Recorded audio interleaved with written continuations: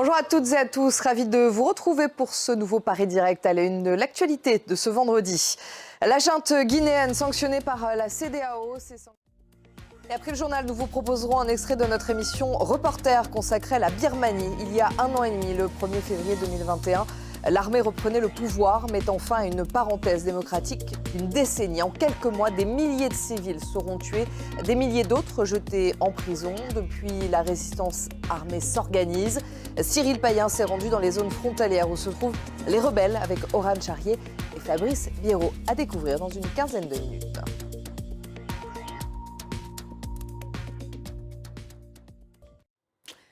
La CEDEAO a donc décidé de prendre des sanctions contre la Guinée, des sanctions progressives à l'encontre de membres de la junte, puisque la junte refuse toujours de rendre le pouvoir aux civils. En ce qui concerne le Mali, les dirigeants des États ouest africains ont condamné l'arrestation de 46 militaires ivoiriens par la junte malienne. Une délégation.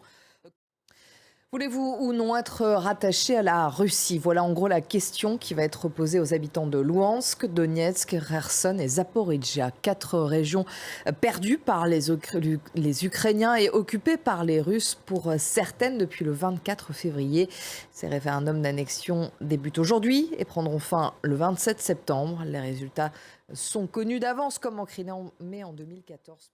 Il y a un peu moins d'une semaine à Izium, dans le nord-est de l'Ukraine, 440 corps ont été découverts après la libération de la ville des mains des Russes. Comment sont-ils morts? C'est ce que tentent de déterminer les experts et les policiers. Des enquêtes sont en cours. Quitter la Russie au plus vite depuis 3 jours et l'annonce de la mobilisation partielle par Vladimir Poutine. Des milliers de Russes fuient leur pays directement. La répression des manifestants se poursuit en Iran. Au moins 17 personnes auraient été tuées selon un média d'État en presque une semaine. Les législatives auront lieu dimanche en Italie. Qui deviendra le nouveau Premier ministre ou la nouvelle Première ministre? Giorgia Meloni semble tout près du but. Les derniers sondages placent sa formation post-fasciste Fratelli d'Italia à plus de 24%. Un point sur les titres qui dominent l'actualité de ce vendredi. La junte guinéenne sanctionnée par la CEDEAO.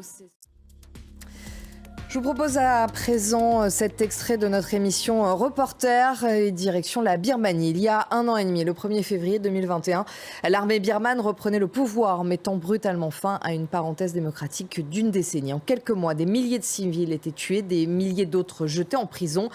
Alors qu'un mouvement de l'ombre, un gouvernement de l'ombre se forme rapidement, la résistance armée s'organise dans un pays coupé du monde et entré en autarcie. Cyril Payen s'est rendu dans les zones frontalières où se trouvent les rebelles avec Oran Charrier et Fabrice Biero.